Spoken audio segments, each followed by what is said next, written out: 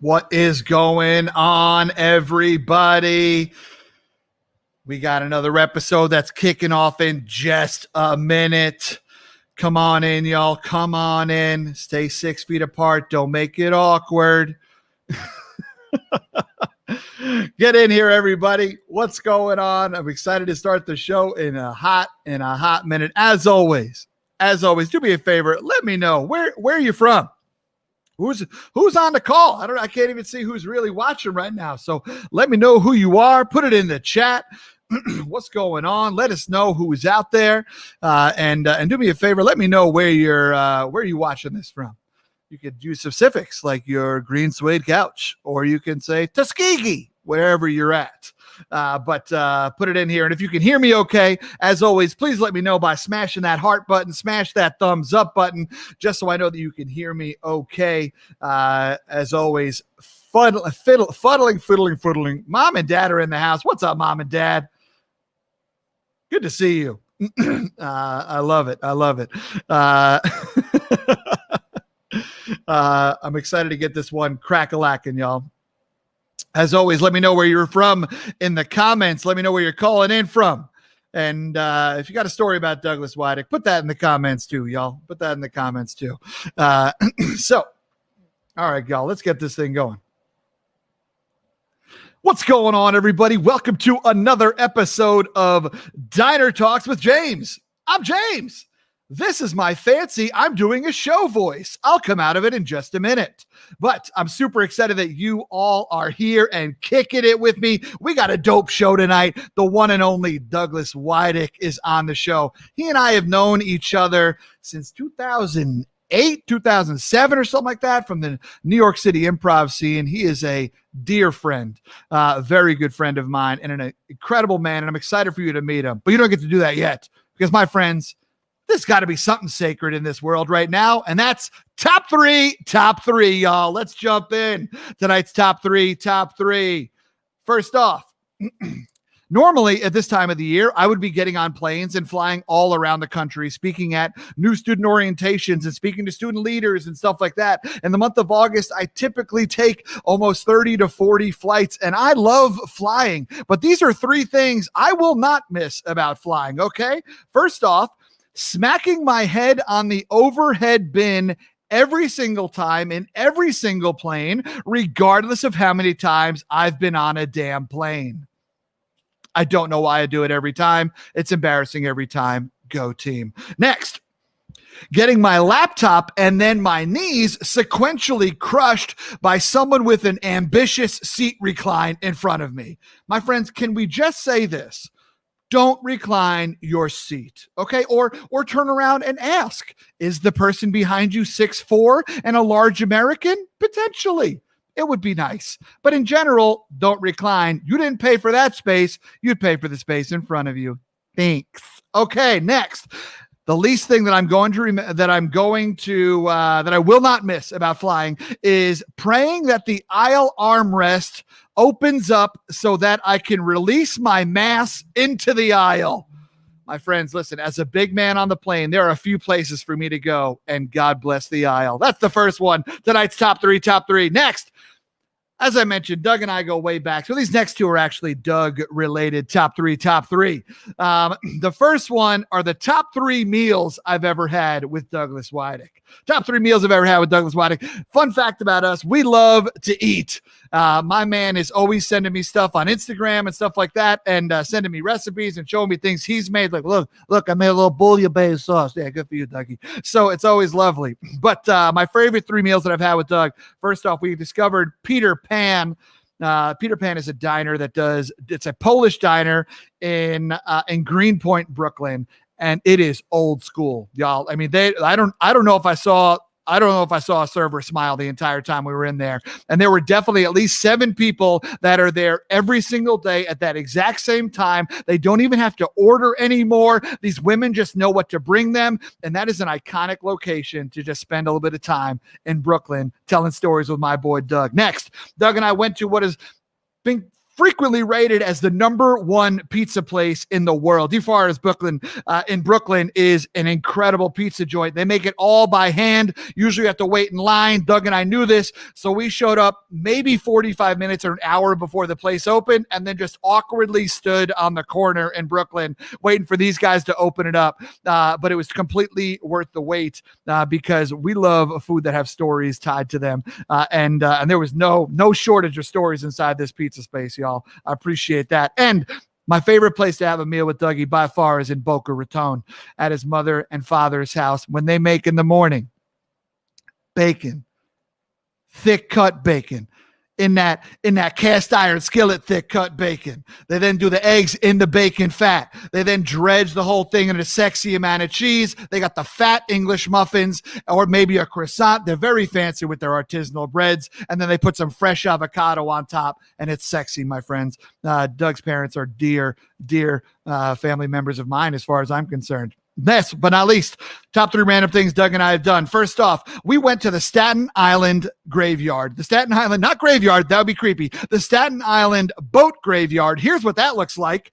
It's basically this place in Staten Island where all these books have just been sent. These boats have been sent to die, and they just sit there and they rust. And Doug we and I walked around. We had no business doing this. No one would have known if we fell in. I can't believe we didn't get tetanus, but we lived to tell about it. And then we got some good old-fashioned Staten Island pizza. Okay, watch your mouth. Next, we did an underwater photo shoot with his father. This was delightfully random, y'all. Needless to say, I look the same above ground as I do below ground, but it was a delightful time, and I now have more respect for models that shoot underwater because I just didn't think I made it look good. But Dougie looked fresh in the pictures. Last but not least, one of my favorite random things that Doug and I have done actually just happened recently. He came to visit Tina and I out here in Minneapolis with his amazing girlfriend, Anne-Marie. And I got to listen to Doug sing Raspberry Beret in Paisley Park. That's right, Prince's Studios. I got to listen to Doug sing Raspberry Beret, and it was just a beautiful moment and a memory I will cherish. That's tonight's top three. My friends, let's jump in. Tonight, my guest is the one and only Douglas Widick. Born and raised down in Florida, but has been in New York for most of his life, and he has the spirit of a Long Island Jewish woman. And this guy is incredible. All right, by far, I call him Dougie making moves. He has by far one of the strongest work ethics that I know. He is someone who was given a lot when he was grown up, and you wouldn't know it by how hard this man hustles. I also say that as someone who was also given a lot while he was growing up. Douglas Widick is the co-owner of North Coast Hip Hop Improv with me. We founded it a long time ago, and we do hip hop improv all around the world because of this fun idea that we had, and then we blew up much on the back of his business acumen. He has also been on Broadway a couple of times. He's an outstanding actor. He's going to call me at least 7 different names in this show. Try to keep up. My friends, let us get it on right now. The one and only, slow clap it out for your boy, Douglas Widick. Oh, I'm dying. That was freaking hilarious, James.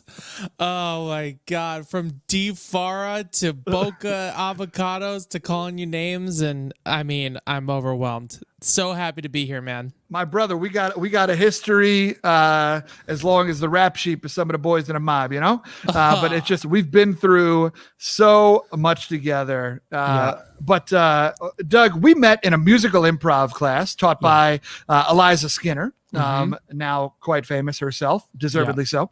And we met in that musical improv class, and I had an idea, Doug. Can you tell people? Can you tell people about this idea that I had and how I approached you about it? I'm sorry. I've told this story so many times now. It's become its own thing. So we were doing freestyling warm-ups with Eliza, and we were doing the standards, Beastie Rap, ABBA, and during the class break or intermission on the class, you walked up to me in the bathroom at UCB, the old one, you know, the one on 27th Street. Sure. Oh, sure. And you pulled me aside and you said, "Hello, signore. I'm curious. I have a little proposition for you. I'm thinking of starting hip-hop. Baby wants candy. Are you interested?" And I was like, absolutely, I'm interested. And it sounds like the coolest thing ever. And then you let go of my neck and you said, good. And then the rest is history, man. And then I was 30 minutes late to our first rehearsal. You were. Because I was a very novice New Yorker. And in some ways, I still am. But it's been an amazing journey, man. It's been an amazing journey. An amazing journey for sure, brother. And although improv is what brought us together and technically probably is the glue that keeps us together, food is maybe a more consistent thing now in our lives. And I love that about you. So, Dougie, I always ask people when they come into the diner, what is your standard diner order? What's your move in the diner, brother? All right. Well, from 1 p.m. earlier, yeah, I'm going. I like a bacon, avocado, and cheese omelet. If they've got avocado. Sometimes they don't have avocado. And then you flip the table and you're like, come at it. I'm going to the Scotty's Diner on the East Midtown instead. No, but that was my order for the longest time at Cozy Soup and Burger. In one of the show's sponsors. Yeah. Oh, yeah, that's the spot. And people think I'm talking about Cozy COSI, but it's Cozy Soup and Burger on Waverly and Broadway. So that was my breakfast order, but burger with avocado. I'm a little Cali boy for some reason when it comes to these diner orders. I mean, a burger at a diner, there's nothing better than a burger at a diner. And a chocolate peanut butter milkshake. All day with the chocolate peanut butter milkshake for sure. Yeah. Doug, one of my favorite stories about you, I'm going to tell, and I didn't ask for permission to. So here we go. Yeah, 21st birthday. I know you very well. When you want to humiliate me, this is where you go. I'll just sip my tea in anger rage. Brother, there's no humiliation. It's absolute. I looked at you with absolute awe that night. Doug's 21st birthday. We walk over from his beautiful apartment. We're on the kind of Lower East Side-ish. And so we walk over to this diner that was by the spot. And he said, all right, here's what I want. And the whole place got quiet. The lights got a little dim too. Yeah. He's like, here's what I want. I want a burger. He's like, I want a burger. I want cheddar cheese on it. I want bacon on it. I want avocado on it. And instead of French fries, I want a side of pancakes. The most psychotic 21st birthday order of all time. Yeah, for sure. It was awesome. I had a friend roll. Didn't we order? I ordered a ton of sushi to my apartment. Yes, and then you got sushi to your bed. I believe you were asleep by the time it came. Oh, okay, great. Doug, Yeah. I cherish our friendship, brother. Me but too, man. It's so interesting because whenever friends go into business together, it's always a little bit like, is it going to work out? Totally. Right? Like I always tell people, never room with your best friends when you go to college. Find a new roommate and just figure it out. And it's also suggested that, don't go into business with your best friends. And I went ahead and did that. And then I also married another business partner of mine. So I'm doing great. Yeah, you really mucked it up. Yeah. Playing the swamp. So, but Doug, it's interesting because I had this idea a while to start this hip hop improv team because in the heart of New York City, where there's no where hip hop was created, there was nobody infusing these two beautiful art forms that we love. And so I had this idea. You were on board, as I strongly suggested to you with my hand around your neck in a bathroom. It was an anxiety producing moment for sure. You said you're either doing this or you're doing this. Yeah, they're doing this or you're doing this. Yeah. So, but we just started as something that was cool. It was a fun idea. But then it started to get bigger. It started to get bigger, and you saw the vision. I always kind of had this idea of what it could be, and you were actually the one that slammed the gas towards it. Yeah. Right. Like I was like, this could be cool. We could do this one day. Let's do it. You're like, hey, how about we stop talking about it and actually do it? Yeah. It definitely made people uncomfortable with how much I believed in it because they were like, I'm not sure how much I believe in myself, and my ability to do this. And I was like, we got this. So sorry, I didn't let you finish. No, you're great. No, I love. Please keep cutting me off. In all seriousness, and that's the thing is that it is your. unflappable, unwavering confidence in when you believe in something. That's so beautiful about you, brother. And your ability to just, like I said, smash the gas and go is incredible.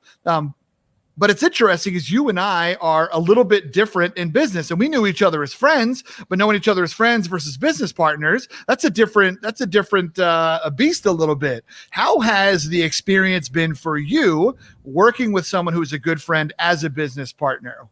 Yeah. Well, I certainly understand why people tell people not to go into business with their best friends, because you're creating a whole new set of boundary issues. You're like, okay, I enjoy hanging out with you, and now we have to go balance the books. It's just like there's too many different tensions to deal with. It's like I have this set of things about our friendship I'm trying to deal with, and I have this set of things about our working relationship to try to deal with, and to mix them all together, it's not clean, as you put it. Right? Yeah. You're just like, let's make sure it's clean, and that option right there, that feels real clean. And so I feel like the way it's been for me has been an absolute adventure and journey in learning more about myself and how you and I solve problems differently. Right? Because ultimately we're just trying to solve problems. Yep. And so you and I, we have different, first impulses, right? You're a little more cerebral, and I'm a little bit more like, I'll like jump into something before I'm ready, and sometimes to a fault. And so we actually have a good back and forth and push and pull that way that I think has been part of the team's success, because you're very thoughtful and you're very good at taking the temperature of everybody's feelings on the team, and you're way more empathetic to that than I am. Whereas I'm like, all right, it's 1 a.m. There's a 4 a.m. flight to Munich. There's a Munich Improv Festival in 2 weeks. Let's go! You know what I mean?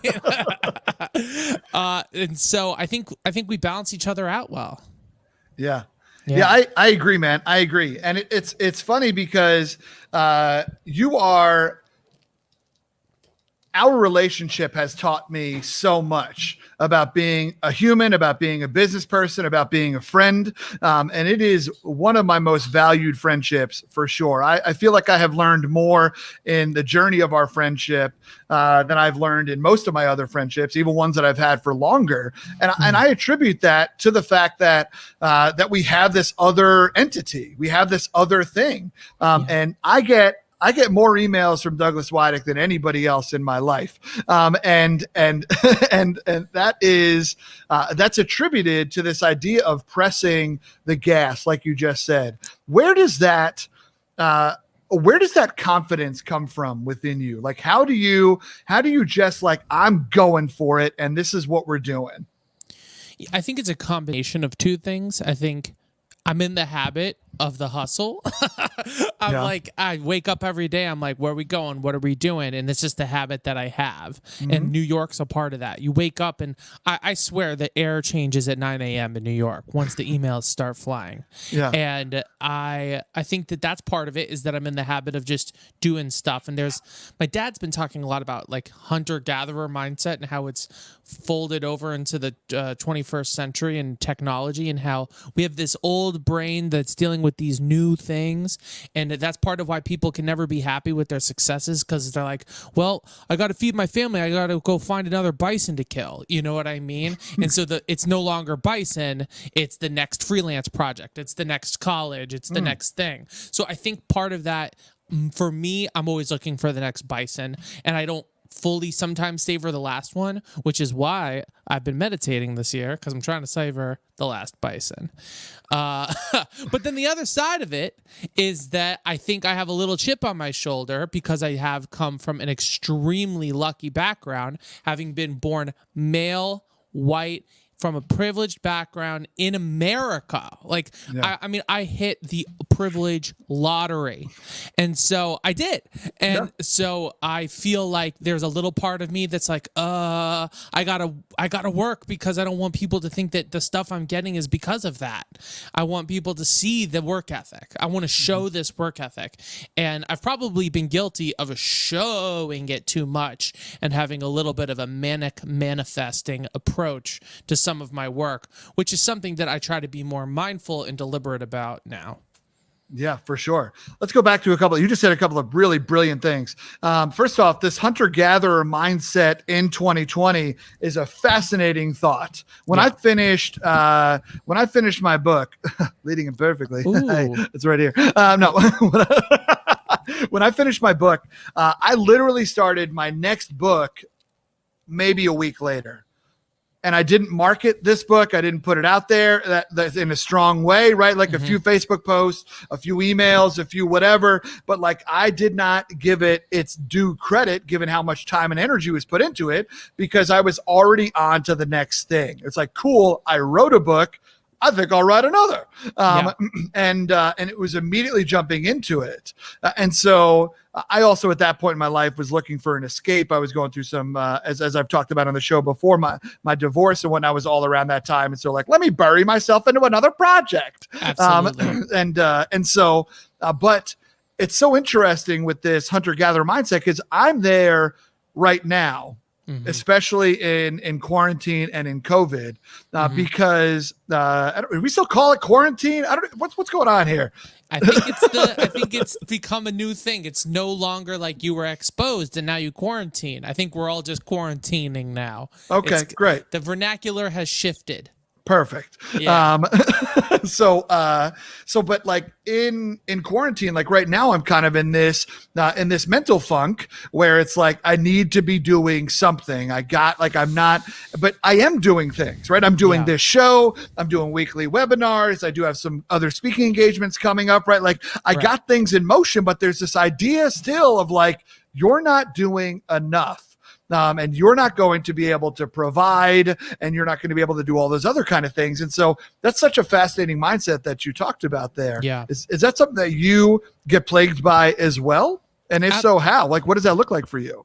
Yeah, absolutely. I mean, I don't know what day it'll all be enough. I don't know what day I'll have hit whatever predetermined benchmark of success. Is it 5 figures? Is it 6 figures in the bank? Is it a family? Is it being able to choose how I use my time? That seems like a pretty good one. Being able to say no to things, that seems like a pretty good one too. The privilege of being able to say no to things. But at the end of the day, will there still be that gnawing feeling in your head that's telling you, you're not busy enough, or you could take on one more thing that'll actually take you to the predetermined benchmark of success? And so I think that there is a higher level thinking that you can try to engage in your brain that says, oh no, I am doing an optimal amount, and there are only so many hours in a day, and being okay with that. And so then at that point, it becomes about making the hours in which you are hustling more valuable, which is, I think, a separate conversation, but like being okay with yourself and being okay with what you're doing is not easy. And technology is changed the way we engage with ourselves in a very dramatic way. Yeah. Because of the 100%. Consistent FOMO of social media. The consistent FOMO, the consistent comparison game, all that kind of stuff. Never enough. Never. Oh, man. Yeah, for sure. For you, and it's interesting that you mentioned what you did before, and it was the fact that we have privilege that we were able to skip over talking about privilege, but we'll come back to that now. Sure. But for you, this hustle, and the way that you put it was pretty beautiful, where it's like, I have come from enough, right? Straight, white, male, et cetera, et cetera. Like, I have come from enough. I have a family that has done well. And so like, therefore I must work to show people that I have earned this, that it wasn't given to me, right? Because we know those individuals, those classic Brooklyn stereotype, trust fund babies are always called, right? And all that kind of stuff. But the ability to fight against that stereotype is something that you have always done. But with your privilege, do you think, with your privilege, when do you think you first started recognizing it? And what was that process like for you of like, oh shoot, because I mean, you came from an affluent area in Boca Raton, went to an extremely exceptional arts high school, and then went to NYU, right? One of the one or two most expensive schools in the world, and all that kind of stuff. Like, you very easily could have just coasted, but you decided to care. You decided to be like, oh, wait, what is this privilege thing that I'm experiencing, that other people say I'm experiencing, but I don't know? Like, what was your journey to recognizing your privilege? When I look back at it, I think it had to do with listening to some of the conversations around me, particularly at NYU, from some of my less privileged classmates, people who came from marginalized backgrounds, and hearing them talk about privilege and my privilege, and instead of brushing it off, really listening at that point. Yep. I knew in high school that that I was privileged to go to that school, but it was a free magnet arts high school. It was not a paid magnet school. Yeah. So there still was this like, oh, I'm in a dreamland where my friends are allowed to wear whatever we want, and we're artsy and cool, and being gay is totally normal. And in my middle school, being gay was totally accepted and normal and fine. I had an extremely separate mental experience than much of the country. Yeah, I was going to say nobody in my high school came out. They all came out afterwards because it just wasn't a safe spot. But yeah, continue, man. So I was in this show called The Reality Show, and we talked a lot about privilege, and we talked a lot about identity in the rehearsal process. The director, Liz Swados, was a mentor of mine, and we just sat and had such difficult conversations in rehearsal, because if we could have those difficult conversations in rehearsal, we could write about them and then relate to the incoming freshmen. And ultimately, we were trying to tell stories and relate to the incoming freshmen. Yeah. And so I think hearing people be vulnerable in those rehearsals made me realize just what I had in terms of having been a straight white male, America, all these things, you know, the list goes on, privileged background. And so I feel like I said, okay, this is a responsibility now. So I would feel tremendous guilt whenever I was living in a, you know, in an area that was deemed as safe, whatever kind of, you know, I mean, problematic labeling that is of certain neighborhoods. And as you can tell, I'm working through all of this still. I was just in my anti-racist book club before this. And so ultimately, I felt a responsibility to reckon with my privilege, and I'm grateful that I did. And it's a journey. There's no destination. There's no destination. Yeah, for sure. Yeah. That was beautifully put. I got to see the reality show. It was incredible. And shout out to Liz Swados as well. For sure. A true light. But still, it's still interesting because I know for me, like, I got that training that you got in the reality show. I got an RA training, right? And that was kind of like where I got my, like, oh shoot, I just figured out that I was white, right? Or that I was straight, or that I'm man, like what all those things and what they mean. And so as you continue on into your art, is there, especially right here in 2020, are you looking for ways to work with different types of individuals and things like that, and lift voices of other populations and whatnot? Like, I mean, what does that look like for you as a creator now, who's having? We're always shifting, right? How does that look like for you as someone who's always created really amazing pieces of art going forward? What does it shift your process at all? Yeah, I mean, I think that there is a conscious process when creating now to first check my privilege in the creation of that process and say, is this piece glorifying something problematic, or is this piece inherently problematic for reasons that I might not be aware of, and trying to think about the way it might be affected. But then also, not affected, the way the piece might affect somebody. Yeah. But then also, I had a music video out in 2013 that I looked back on it this year and I said, this is probably a little sexist, and I took it down. And so looking at that was a very sobering experience to look back and say, okay, I had a blind spot then, and that it's better for this piece not to be something out there anymore. But then in terms of the collaborative process of bringing in people, I think one of my biggest blind spots is like finding diverse crews to work on film projects with. And I think that it's something that I have no excuse for, having worked with 0 Black directors of photography or very few Black directors. And so trying to take those processes, make them conscious so that they can eventually just be a part of me, but doing the hard, difficult work now of the conscious work of being better about of making those processes as collaborative as possible. Yeah. Yeah, that's beautiful, man.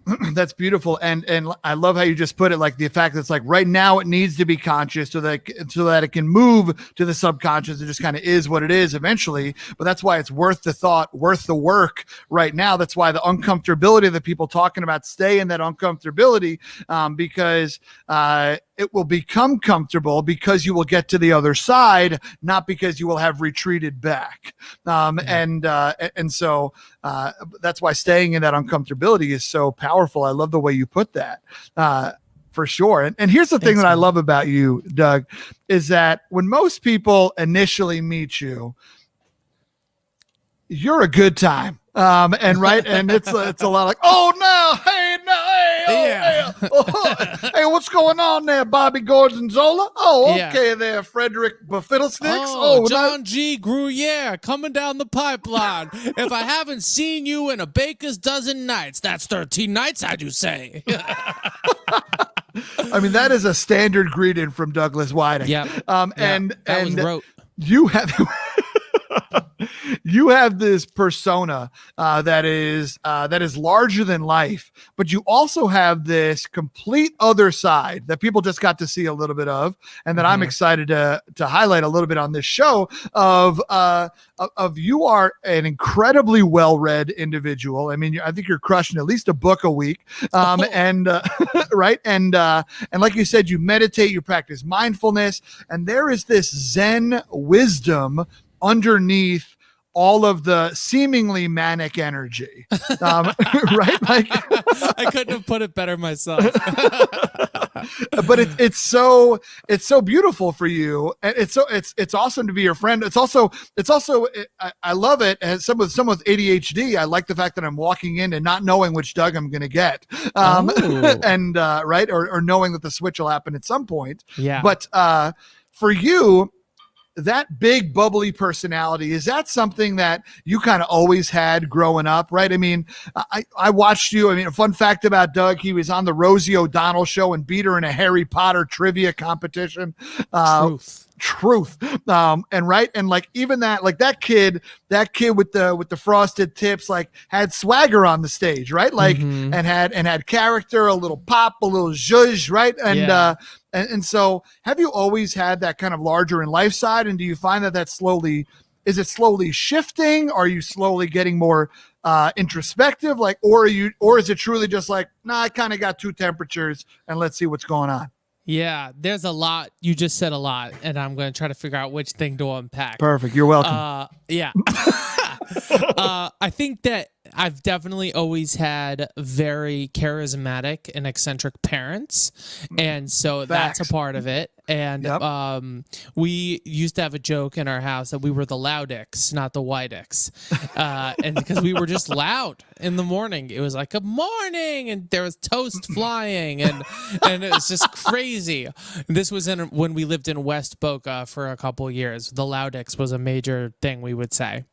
And then I had this guitar teacher who was fully larger than life and larger than life. He was a huge man with a huge personality, and his name is Olaf. He currently lives in Atlanta, and I was just like, That's what a creative person is like. So from my parents to Olaf to a hilarious cousin I had who made me want to be funny because he was so funny. My goal every single day was to try and be as funny as him.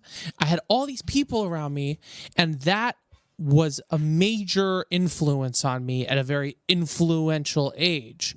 But at the same time, I've always had this little thinker and like selectively introverted side of me, and this part of me that sort of muses on stuff. And like I have memories of like this one time, I don't remember why I was crying, but I would like was waiting for my brother in the car line sobbing, and then one of my brother's classmates went up to the window to try to say hi to me, and then instead of saying hi to her, I sobbed harder. A little sentimental Dougie. Yeah, like I just don't know why I was crying. Yeah. But when you look back, you're like, oh, okay, so both sides have probably been there since day one. And so I think they've manifested into an adult who has definitely used comedy as not just a defense mechanism, but as a survival mechanism in a crazy world. I'm really good at cutting tension in rooms using humor. I'm really good at breaking the ice using humor. And so I feel like I've always used charisma and comedy to break the ice in those situations. It's helped me meet potential romantic partners and things like that. Comedy's always been this like little superpower that comedians have to help them through life. But you break through that with almost any comedian. There is a lot underneath it for so many in comedy. And some of the deepest conversations I've ever had in my life have been with makers of Mary, because there's a lot going on underneath the laughs. So much. You're completely right. And I have really enjoyed getting to know that side of you more, because you're a teacher in all the learning that you do. You are also quick to teach, and not in like, let me tell you something here, boy. Right. But like it is interesting the way you'll pull out these nuggets of like, well, I was reading Atomic Habits, and do I put on that voice? Well, excuse me. Do I become a Wellesley TA? Well, I was reading Atomic Habits, sipping Cabernet Sauvignon in my small office with a tweed jacket on. But it is yes is the answer. Sorry, to your question. Yes, cool. You do put that. on that voice. Great. Yeah, okay, absolutely. Copy. All right. Well, this has been really fun, James. Yeah. Yep. Thanks. Okay. But it's been awesome getting to know that side of you. But I love what you said earlier, where it's true with that charisma is sometimes. That charisma is sometimes the defense mechanism, right? Like extroverts sometimes get loud when they're insecure, and introverts get quieter when they're insecure. And both can definitely go both ways also. Like I know I'm a true extrovert, test extrovert. I don't know if I hide it well. But I certainly can have my quiet moments as well, even in groups and stuff like that. But as you think about some of those defense mechanisms and what humor does, do you find yourself leading less with it now, or selectively pulling it out, or is it kind of still, this a similar tambourine shake?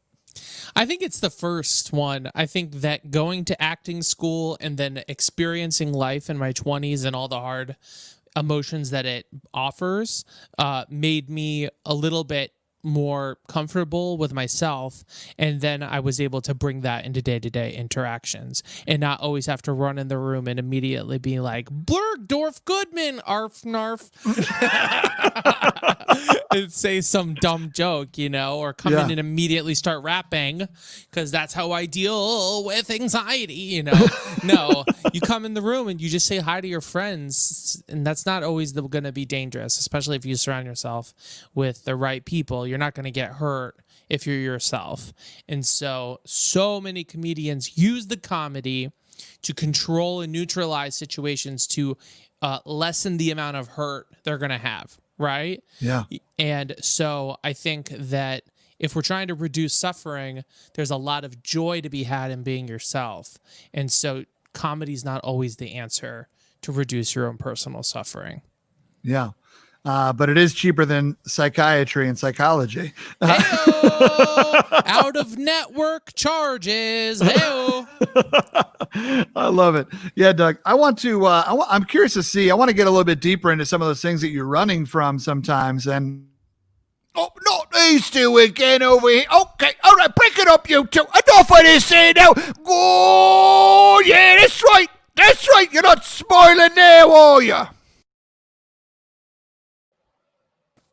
What on earth just happened? Was that on purpose? You were about to get deep, and then you played a freaking video of an alpaca and running away from him. That was so upsetting. I'm like, okay, we're going even deeper now. Okay, let me pull out the tissues. Listen, the Swan thought we were getting a little too deep, brother. Let's lighten it up for a second. Okay. Scale of 1 to 10. How mad are you and me right now? 20. That was horrible.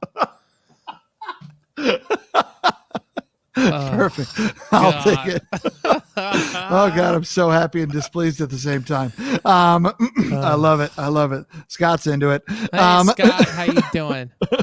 So Dougie, this is a segment of the show that we talk about things that you didn't know about me, but you're now glad that you did. And we kind of share some random facts about ourselves. Oh, cool. I took some notes for this part. Oh, did you? Yeah.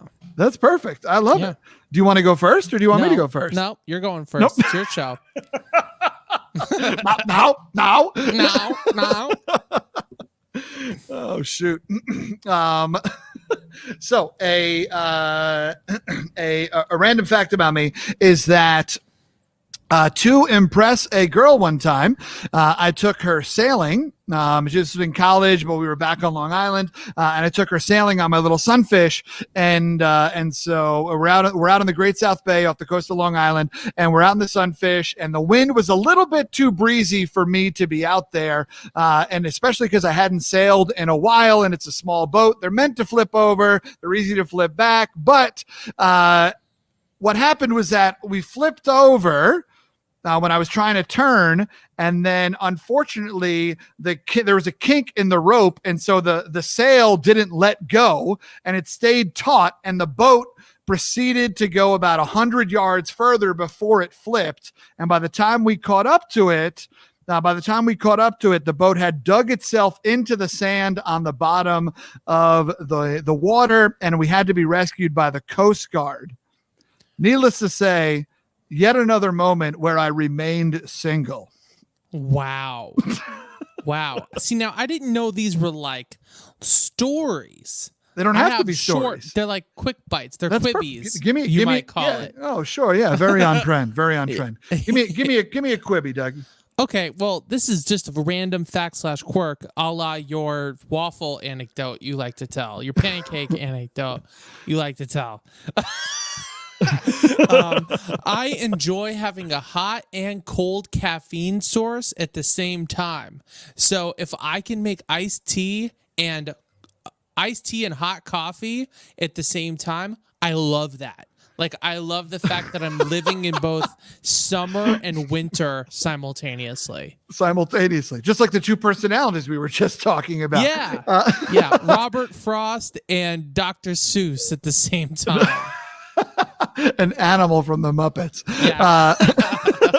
So hang on. Now, is there an order at which you sip them? Will you go hot, cold, or do you, like, what's the move there? I think it depends on whether they're in their optimal temperature zone. So if the hot thing is, yeah, I turned into Wellesley Doug right then.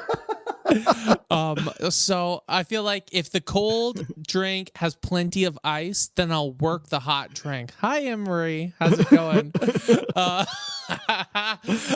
So if the hot drink is super, if it's hot and there's plenty of ice in the icy drink, then I will work on the hot drink. But if they're both in their optimal zone, I will work on both of them at the same time. Incredible. The term "work on" sounds a little weird. I will drink both Get of them. over here, macchiato. Get over here. Come on, pig. Come on, piggy. I can't do it right now. That's a quick callback from an improv scene where Doug proceeded to chase me around while I was a pig on stage. Yeah, Anyway, you were a grown ass man on your hands and knees on stage. I was like, he's gonna be in pain in the morning. I was. Yeah. That happened. Yeah. I think Stacey brings up an interesting point here, where that you're really putting your teeth through hell with that hot cold situation. There's a teeth journey. Yeah. Yeah, for sure. We'll invite you back to talk about that. Tina says that I drink hot liquids faster than anybody she knows.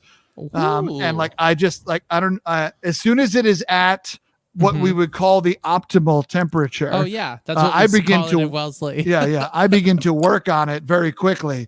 And I drink as soon as my hot tea. I don't like coffee. As soon as the hot tea hits the right temperature, I will drink it quickly because I'm not interested in it getting to a sub temperature. Are you anxious that a microwave won't be around soon? Never even thought about it. Okay, so you're just like, this is one sip, Tommy. I'm going all the way in on this. The first thing you ever offered me in terms of a beverage was tea in your old Fordham mansion that you had, where you had a room for photography and a room. You had a room for your hats. You had a wall with all your Kangals on the wall, and then you were like, "Would you like a blueberry tea?" Oh. That's a direct quote and an accurate story. Wall of Kangals. That's it. Yeah. They don't call me Loose Lift Bobby for nothing. Well, this has been fun. We should have a tally how many times you leave. So let's learn another fact about you. Let's get a little bit deeper with this one. I'm curious to hear what's one of your biggest fears? I'll go first again because that would be rude for me to make you go. But one of my biggest fears is that I will not tell my parents I love them enough before I lose them.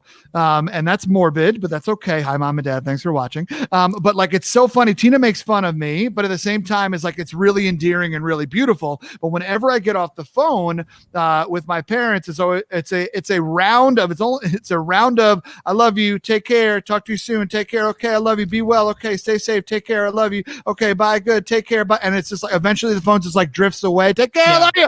And then you just like hang up. You're in the honeymoon phase with your parents. Always. I stay there. That's a big that is a fear of mine, is that like I just need them to know how much I appreciate them and what they've done for me. And so that's one of my fears that I have. Well, I feel like a lot of people share that fear because your parents are the primary attachment in your life, and losing them is an absolutely gnawing premise. The idea that they'd be gone because they are the ones who gave you life, and they're the reasons you lived to make it to adulthood. Yeah. And so, Brene Brown has a really good, and I don't mean it to sound funny when I say that, but you and I bring her up a lot, so it sounds like a comedian. I do have a number of Brene Brown books back here. Yeah. She on my bookshelf of, what's it called? The bookshelf of the credibility bookshelf. Oh, perfect. Okay, good. Yeah. Good to know. Yeah, that's a thing now. That's going to be in the OED soon. Oxford English Dictionary, Wellesley Doug. And but Brene Brown does talk a lot about the inability to enjoy the current moment because we're afraid of something bad happening, impending doom, know? Mm-hmm. And I've tried to avoid that because like I had some really beautiful, this is going to be a horrible false equivalency, and please don't be offended, but I had some really beautiful moments with one of my dogs before it passed away because I knew it was getting old, and I would just like, we would be at the airport and I would just like be telling her I loved her. I would like try to look in her eyes and like try to tell her, and it was never enough. And sometimes it would ruin those moments because I didn't get to enjoy them. I was so worried. I was like, this will be the last time. This will be the last time. This will be the last time. Yeah, and so I tried then to just let go. And then some of the actual last times were really beautiful. Mm-hmm. That's awesome. And shout out to the Widick Scotty clan for sure. Introduced me to those dogs, and they are all beautiful, for They sure. were the best. Yeah, for and sure. hopefully there'll be some new ones soon. There's love been that. some very, very good discussions around getting new Scotties in this house. Let's get it. It It's just a doesn't proper feel the dog. same. No, Yeah. for sure. Yeah, they're For sure. aloof. How about you, Doug? What's one of your biggest fears? I was when I was prepping for the interview, I was thinking a lot about it, and I think that being an artist, one of my biggest fears is that I'll have nothing interesting to say, especially as I get older, and that my input and my take on the world will become irrelevant, and that I'll create things and that they'll all just go kerplunk, and that people that I've missed my window, and that my 20s are over, and that it's done, and that I'll be a glorified producer / creator for other people's ideas and relevant projects, and I'll help them execute those, but that mine won't matter. And so that's something that especially turning 30, you think about, and fuck the societal narratives around turning 30. They're just Preach. so toxic. I turned into a Kelly version of myself right there for a second. But yeah, it's real. And so what I've tried to actively, I don't know if they're affirmations, but self-talk myself into a better mental place around that, and being like, fuck that, and just like still creating stuff and trying to do that, but doesn't change the fact that it's one of my biggest fears. Yeah.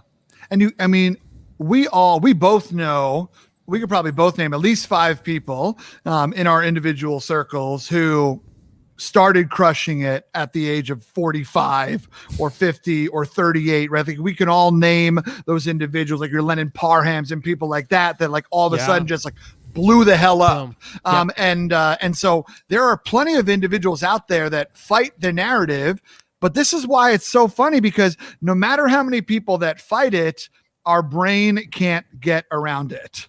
And it's and I definitely feel something very similar. And so a follow-up question to you about that, Doug, just to kind of explore that a little bit more. For you, what is the dream? I think the dream is to be creating things that also sustain me financially and that are reaching a wide audience. Like, as much as I love performing to intimate crowds, I would love to be performing and creating things that reach a lot of people, because it would mean I'm having an impact and that what I'm doing is good enough to reach a lot of people. Yeah. I want to create a better world for the generation after me, and I would like to have the means and the income to be able to have a better life for the next generation after me. That's something that I consider success. But success to me does look like movies and TV and creating comedy albums and all these things still. Yeah. But I also, and we talked about this before the interview, have developed lots of other passions in my life, like music production and getting interested in the world of creating and starting businesses like the one I started with you. Yeah.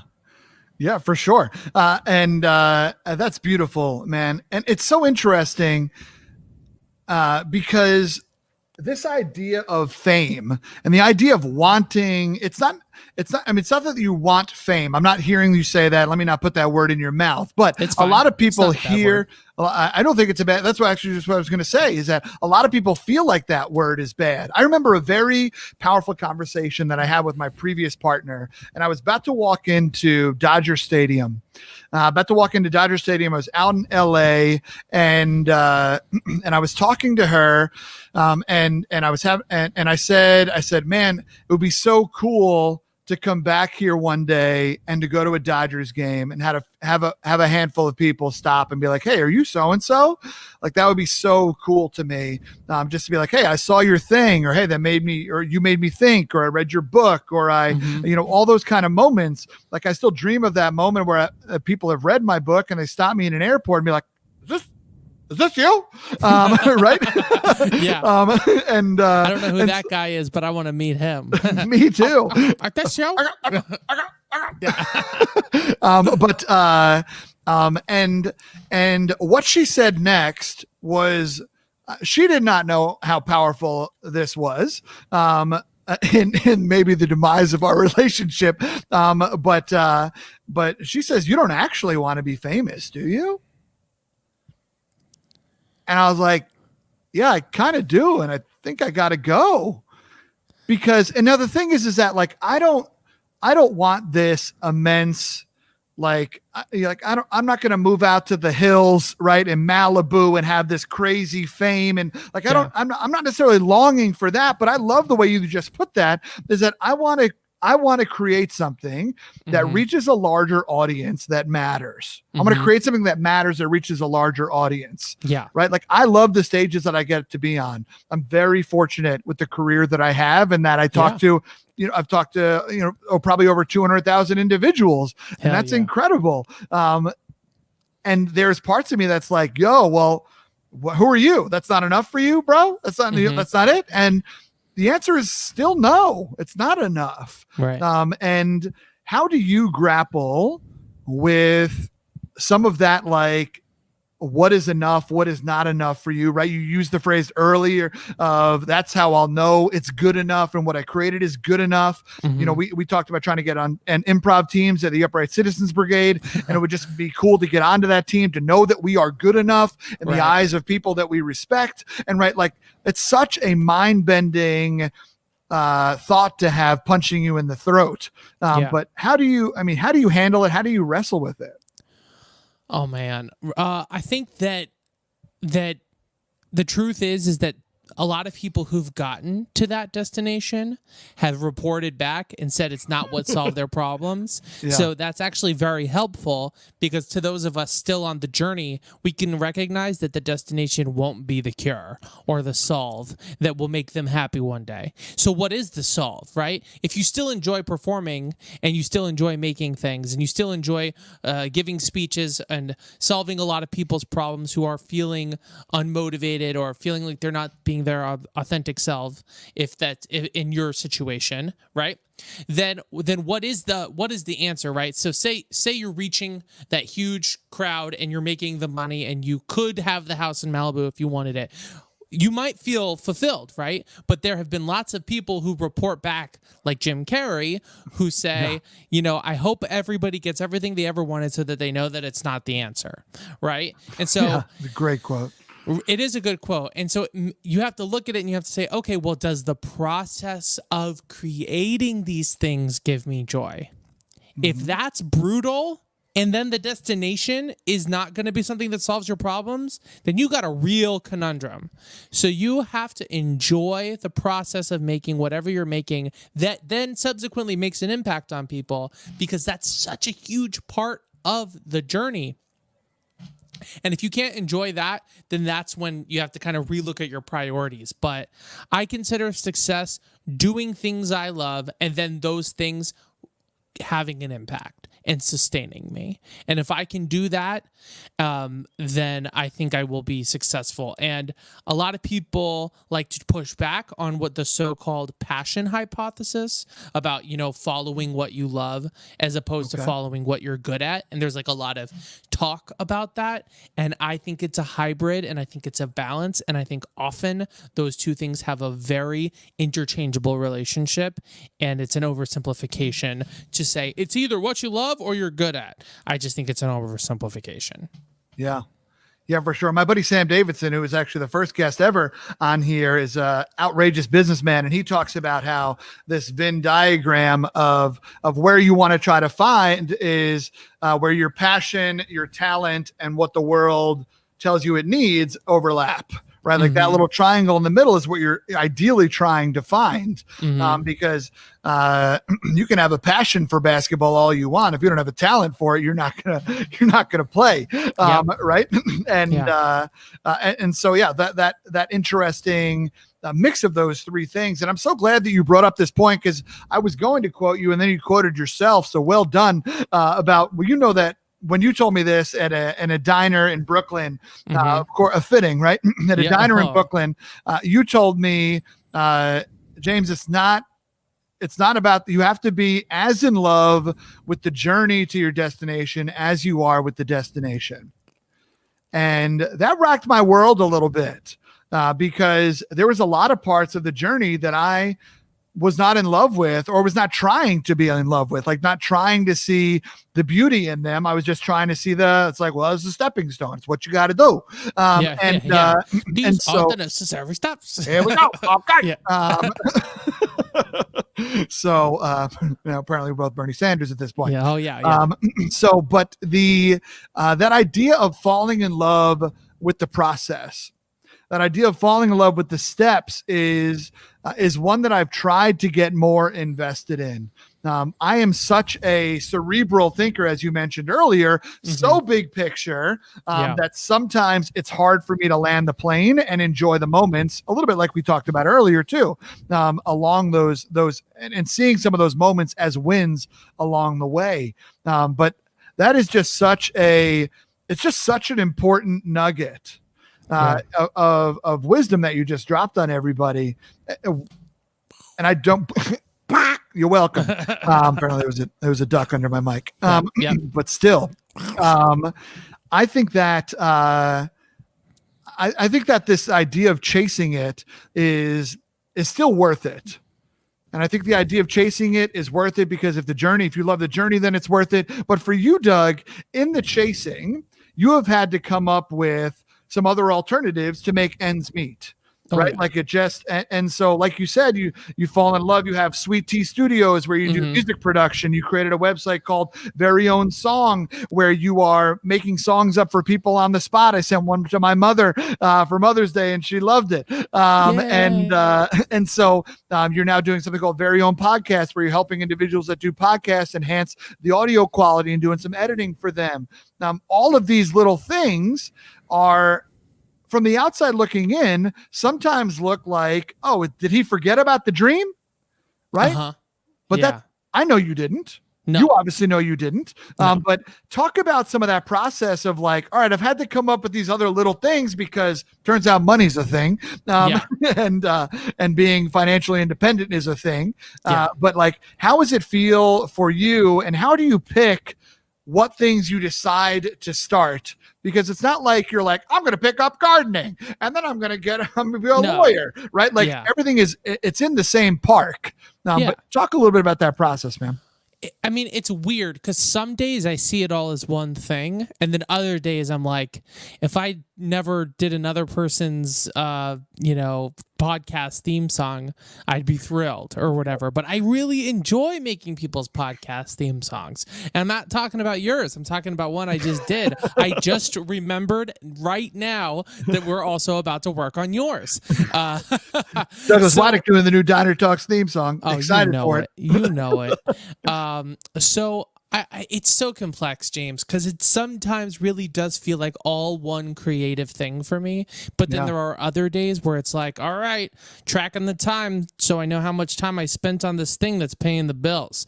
And so I think, oh, hey, Nat, how's it going, man?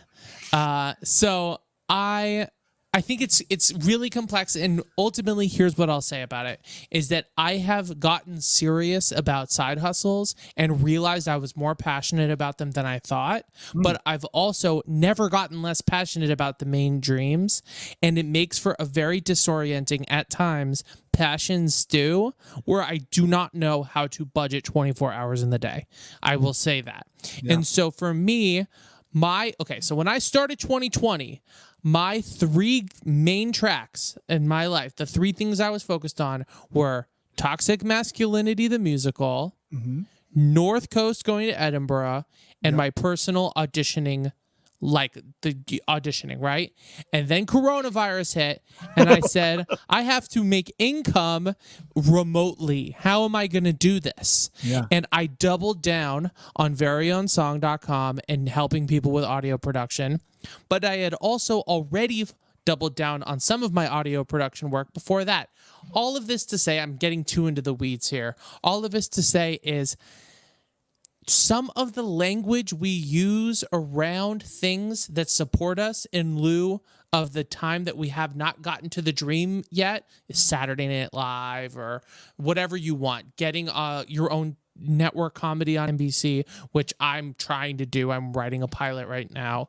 You are. Yeah, and that's I'm super passionate about that. But it also doesn't mean that I don't like mixing or that I don't like audio production, I freaking love audio production. So I think that ultimately, sure, some of it is about survival. Some of it is. But then you also realize, I'm pretty good at sewing this. Maybe I do have more passion for it than I thought, which flips the passion hypothesis on its head. It's like being good at something and you'll find the passion. So competency can really make your heart swell. And when you're good at something, the way I'm inherently, and I've always had a knack for music my whole life, it can make you have a lot of joy for it. I hope that was a relevant and competent answer, because it sure didn't sound very good to me. Well, make sure you listen back to it and judge yourself when no one's around. But no, Doug, it really was good. I definitely kept up with you, and I thought it was interesting because I was going to say, it sounds like some of the music production stuff for you is in that music, as you mentioned, that is in your talent circle. And you do have a passion for music, but music doesn't necessarily mean it's the end for you. Right. And I think that's where people sometimes muddy those two, but in an appropriate way. Like, we love to contribute to the world in ways that we are good, right? Yeah. And like that we are good at doing. I use this example all the time in some of my leadership talks. I can be the finance person in your club, in your business, in your whatever. I can learn Microsoft Excel. Okay. Like I'm a human being capable of learning. Right. And I can make it happen, but I don't want to spend that time doing it. And also, when I finish the task, I'm not going to be like, oh, there it is, did it again, worked again, I'm the man. I'm going to be like, thank God that was over. That was terrible, right? Like, it's some people who love cleaning their house because they're like, everything's perfect. Everything has its place. I feel like I can start my day. And I'm like, the camera is intentionally facing this way right now because you don't need to see my workspace because I don't care about that. Right? And the idea that I would have to take time to clean that is annoying to me. I don't need to clean it to start. And so there's this interesting idea that you're talking about that is that when you are good at something, it feels like you add value to the world. And it feels like you're contributing. You're not just working. Right. And so that is the beauty of what you're doing. But also hearing the friction that it's not quite hitting it on the nose of what you want in your life. Is right. It's close and you care about it, but it's just not quite there. And that's why you have some of those days that are tough. Sure. Yeah, I mean, it's funny though, because if I never got to that quote unquote TV show or whatever, I would not be an unhappy person, which is why I think that there is actually some really problematic narratives pushed in Western society and around the way professionals are like, well, I'm not famous yet, or I'm not, like, I actually think that's problematic. I think that if you are enjoying what you are doing, that is like, you don't have to be thinking about the place you haven't gotten to. Yeah. You know what I mean? Yeah, absolutely. Doug, you are brilliant, my brother, and I'm excited that the world got to see both sides of you tonight, because both sides are equally beautiful, and they come together to make this beautiful burrata arugula salad. And it's just I'm just so grateful to have you in my life, and I'm proud to call you my friend and my business partner. And I can't thank you enough for doing this show tonight, man. Thank you. It was really awesome being on here, James. Thank you so much for having me. Hell yeah. My friends, if you are listening to the podcast and you want to hear the Q&A with Doug, make sure that you go to my YouTube page, type in James Robillata on YouTube, and it will come up. Search for the Douglas Widick episode. It's episode 15. And make sure that you tune in there if you want to hear some of the Q&A. For those of you that are on the podcast, also please make sure to like and subscribe, and also smash that review button and leave a review for it. It'd be super special if you could. And thank you all so much for tuning in. Be well. Doug, you want to stick around for a little Q&A and see if anybody's got any questions for us? Sounds fun, James. Awesome, man.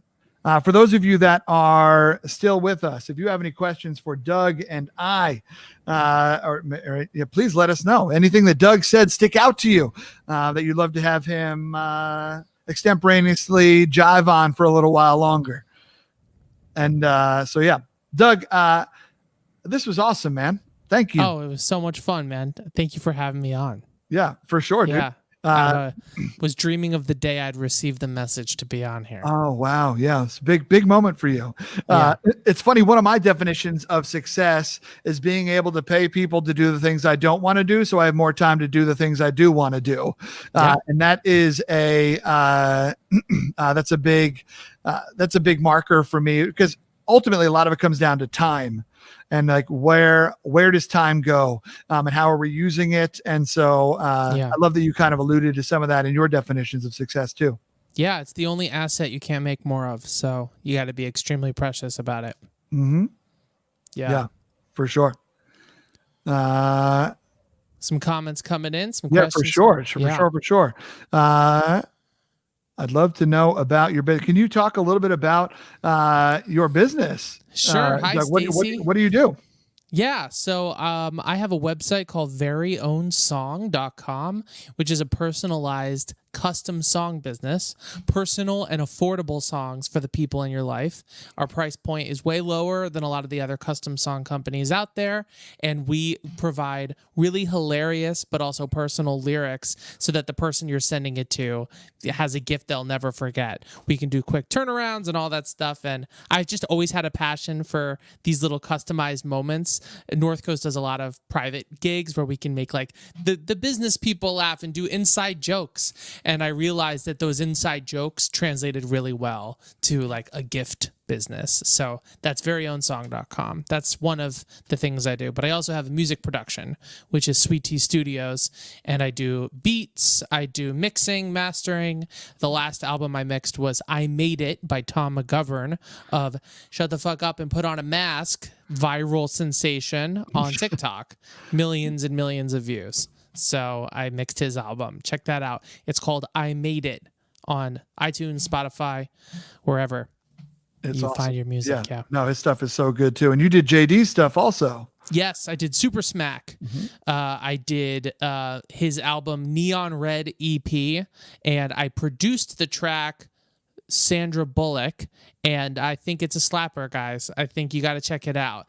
And I'm really influenced by hip hop producers, and just I think that some of the innovation happening in hip hop music right now is just unreal, and people need to listen critically and say, we are living in the era of Mike Dean. And if you don't know what that means, message me after this, because he's a genius. He actually worked on another artist album that I love that's not hip hop at all, but he's still got some really powerful licks in it that he did for him. But Dermot Kennedy had an album produced. You told me that. But yeah, so he's a favorite artist of mine. Stacey, he also does stuff for podcasts as well. Veryownpodcast.com too. My brother asked, what picture did Doug take down for the show? Is he talking about the video I referenced? I'm not sure. It could be the one that could be maybe, or it could be the one behind you that is no longer there. There's a hook behind you. Yeah. I moved something around. I don't know. I'm in my childhood bedroom right now. The thing I took down was a photo of John Robillata in a one-piece bathing suit that he got from a thrift store in Long Island. Love it. I love it. So Scott asked a couple of cool questions here. If you can share, I don't know if you're willing to talk a little bit at the pilot or the pilot process, man. Yeah. I'm working on a pilot a little bit about that guitar teacher I was talking about when I was younger. So it's called Rock Shop, and I don't want to go too into it because then you might run away with my intellectual property. But you know what? ideas are cheap and execution is expensive. So I'll just tell you what it's about. So it's called Rock Shop, and it's like a office or superstore style workplace comedy about a music instrument store. And I'm gonna set it in. I actually, Anne Marie, if she's watching right now, I actually changed the location to her hometown because we went to an instrument shop that was perfect for the mental image of my mind about this. So it'll be all taking place in like people trying to buy guitars, people trying to buy stuff, and all the insane things that happen in a music store. That's awesome, brother. Thank you. I can't wait. When do people pitch pilots? Like, what's that process like? You have to have real good agent and manager, and you're taking meetings. You first start with generals, and then if someone likes you, then there might be more meetings, and they'll hear your ideas. Oh, he said, "I'll watch that. That sounds great." Scott Hendricks, first Rock Shop fan. And when Scott says he watches something, he watches something. Oh, damn! He's in, committed fan. I love it. I love it. Love it. And my brother's thankful that you took that photo down. Yeah. Absolutely. Scott had one other. This. Scott had one other question. What was your experience like performing on Broadway as opposed to maybe compared to some other venues? Sure. So performing on an equity contract, and it was off Broadway, but you're very kind for saying on Broadway. They were big boy theaters, though. It was New World Stages, which is uber big and awesome, and then also the Electra Theater in Midtown. And it is different. There's something different in the air. You can feel the grandeur of these bigger spaces. Mm-hmm. There's something exciting. The audience feels like they're in on something special, which thus brings something out of you. I also had the extreme honor to perform long-form improvisation off Broadway at New World Stages, which is barely been produced. And so I was in Blank the Musical in 2014, and to this day, I still look back on it as a highlight of my career. Yeah. It was so much fun. My mother and I rode in on the train and watched you perform, Douglas. You killed it. Thank you, man. It was so fun. Yeah, that was awesome, for sure. Well, I love it, brother. Well, we got nothing else rolling in here. Okay. And so I can't thank you enough. Again, if you want to catch up with Doug, make sure you are finding him, DouglasWidick.com, Douglas Widick on Instagram, and all over the place. Definitely make sure you check out some of his YouTube videos are hysterical. He's gotten, tens of thousands of views, hundreds of thousands of views, and maybe millions. I don't know if you're over 1 million, but I've added it up. It's over 1 million. Oh, there you go. Who's counting? I don't know. Oh, yeah. So yeah, but no, man, I'm counting because you busted your ass for those. And so thank you, man, for coming on the show. Make sure you'll keep up with him, and appreciate you, brother. I appreciate you too, James. Thank you so much, man. Hell yeah. My friends, thank you so much for coming to this episode of Diner Talks with James. It has been so cool getting to hang out with my boy Dougie in the diner, a place where we have been too many times. I mean, I don't know if I've been to a diner with more people than I have with Douglas Widick, and I enjoyed each time. A dear friend, as you can tell, an incredibly wise man as well, with some amazing thoughts on life and some big ass dreams that if you knew his work hustle, you knew that they are definitely within reach. So they're more like goals than they are dreams, and my man's going to get them. Thank you so much for tuning in. Make sure you check us out every Wednesday night here in the diner. Thank you for coming through. And until then, keep asking better questions because small talk sucks. All right, y'all. Be well.